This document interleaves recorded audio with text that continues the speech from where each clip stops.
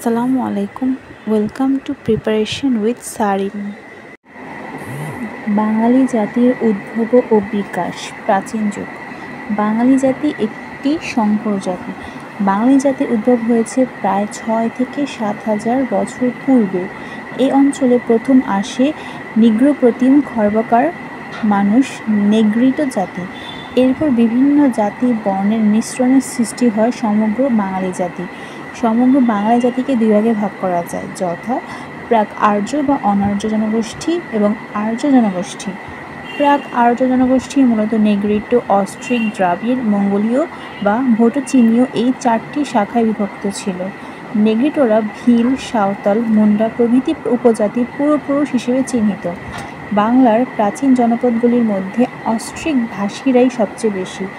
এ জাতি থেকে বাঙালি জাতির প্রধান অংশ গড়ে উঠেছে বলে মনে করা হয়। অস্ট্রিকদের নিষাদ জাতিও বলা হয়। প্রায় 5,000 বছর পূর্বে অস্ট্রিক জাতি ইন্দো চীন থেকে বাংলায় প্রবেশ করে নেগ্রিটোদের পরাজিত করে। বাংলাদেশের সাঁওতাল, বাসফোর, রাজবংশী প্রভৃতি অস্ট্রিক বা আদি অস্ট্রেলীয়দের সঙ্গে সম্পর্কিত।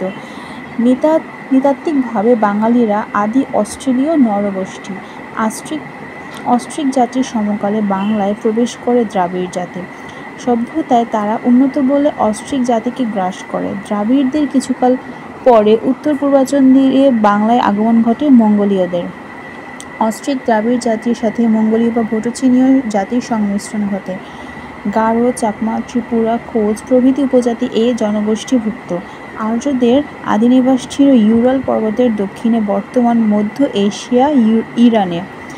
খ্রিস্টপূর্ব 1500 অব্দে আফগানিস্তানের খাইবার গিরিপথ দিয়ে ককেশীয় অঞ্চলের শ্বেতকায় আর্য গোষ্ঠী ভারতবর্ষে প্রবেশ করে। উপমহাদেশে আগমনের অন্তত 1400 বছর পর অর্থাৎ খ্রিস্টপূর্ব প্রথম শতকে বঙ্গ ভূখণ্ডে আর্যদের আগমন ঘটে। আর্যরা সনাতন ধর্মাবলম্বী ছিল। তাদের ধর্মগ্রন্থের নাম ছিল বেদ। এদেশে আর্যদের আগমনের পূর্বে এ অঞ্চলে স্থানীয় ডোম, চণ্ডাল, হাড়ি, কোল সম্প্রদায়ের বসবাস ছিল। স্থানীয় আদিবাসীদের সাথে নিয়ন্ত্রণ প্রতিষ্ঠায় লড়াইয়ে আর্যগণ সাফল্য লাভ করে এবং বঙ্গ ভূখণ্ড দখল করে নেয়। পরবর্তীতে এরা স্থানীয় জনগোষ্ঠীর সাথে মিশে যায়। এভাবে আর্য ও অনার্য আদিম আদিবাসীদের সংমিশ্রণে এক নতুন জাতির উদ্ভব হয়, যার নাম বাঙালি জাতি।